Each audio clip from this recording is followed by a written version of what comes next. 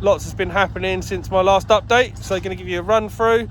The path guys are now nearly finished, so pretty much all the path surfaces have now been laid.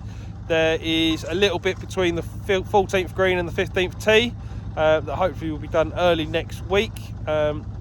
Majority of the paths have now been oiled.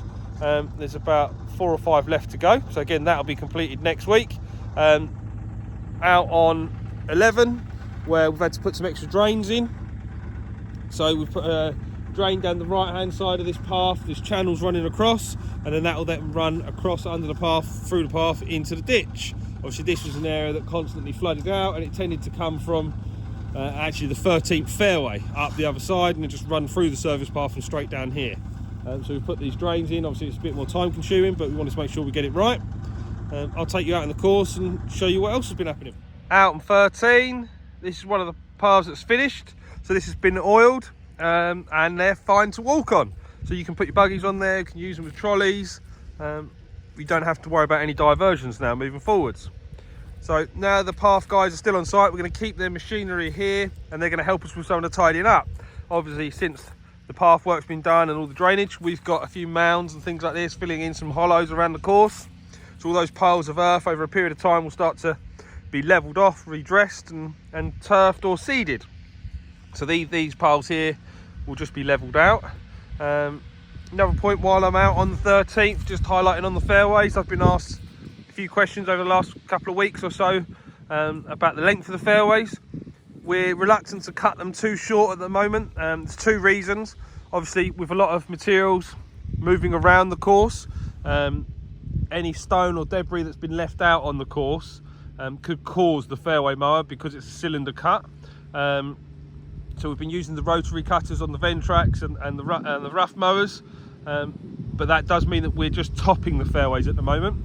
And the second reason why we're doing it is while the new grass is growing in, we don't want to cut it too short and then drop down into some of those drainage ruts and pull out all the root structures. So we're just giving it a bit of time just to grow in. So for those that are asking the question, yes, we are leaving the fairways a little bit longer, but we are trying to keep them at a height that does highlight definition, and obviously that definition then allows to keep preferred lies in place in the fairways and qualifying status on golf course.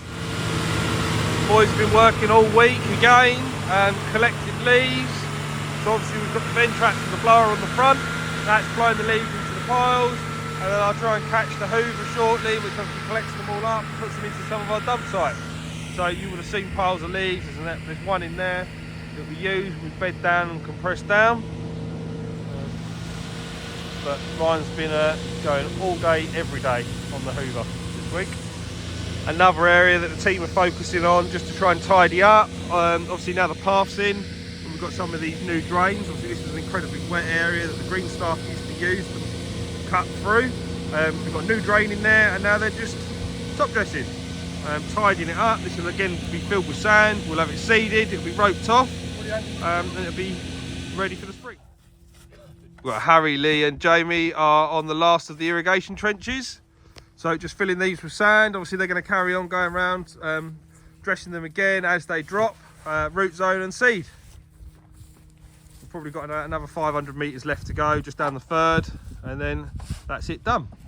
I'm sure you'll all agree the greens have been brilliant over the last couple of weeks.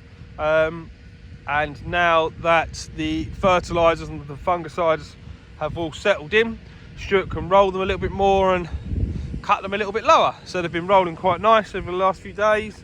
Hopefully they'll be brilliant for the weekend.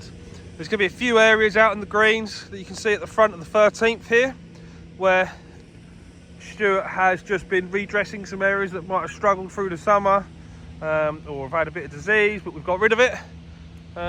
So if you're wondering why there's these sandy patches, that's just where they've been spiked and dressed. And obviously we've tried to keep some of the pin positions away from those areas.